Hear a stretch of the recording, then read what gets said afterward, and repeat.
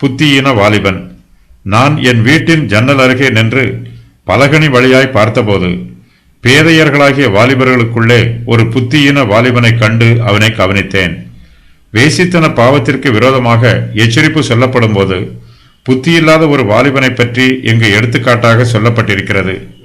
இவன் விபசார பாவத்தில் விழுந்து சீரழிந்து போனான். இவன் ஒரு வாலிபன். அதே வேளையில் இவன் புத்தியில்லாத வாலிபன். இவனால் இச்சக வார்த்தைகளை பேசும் ஸ்திரீக்கு தன்னை விலக்கி காத்து கொள்ள முடியவில்லை. அந்நிய பெண்ணாகிய பரஸ்திரியின் வலையில் இவன் தன்னுடைய புத்தியினத்தால் சிக்கிக் கொள்கிறான். அவளுடைய கண்ணியில் இருந்து இந்த வாலிபனால் விடுதலை பெற முடியவில்லை.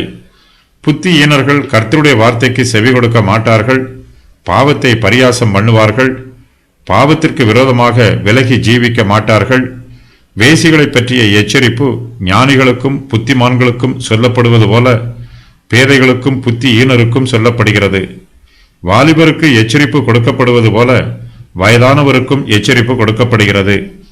பரஸ்திரீ தன்னுடைய இச்சக வார்த்தைகளினால் புத்தியில்லாத வாலிபர்களை தன்னுடைய வலையில் மிகவும் எளிதாக பிடித்துக் கொள்கிறார்.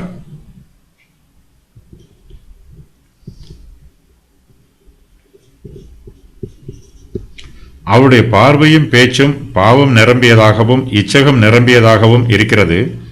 புத்தியில்லாத வாலிபர்கள் பரஸ்திரியின் அழகிலும் அவளுடைய இச்சக வார்த்தைகளிலும் அவளுடைய மாம்ச இச்சையை தூண்டும் பார்வையிலும் மயங்கி தங்களுடைய ஜீவனை கெடுத்து போடுகிறார்கள்.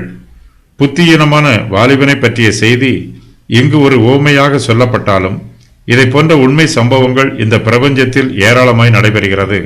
புத்தியீன வாலிபனை பற்றிய விளக்கம். புத்தியீன வாலிபனை கண்டு அவனை கவனித்தேன். பேதையர்களாகிய வாலிபர்களுக்குள்ளே அவன் இருந்தான்.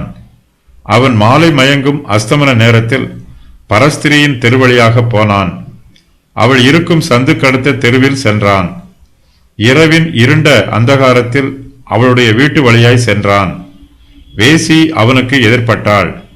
தன்னோடு இரவில் தங்குமாறு அவனை கேட்டுக்கொண்டாள். உடனே அவன் அவள் பின்னே சென்றான்.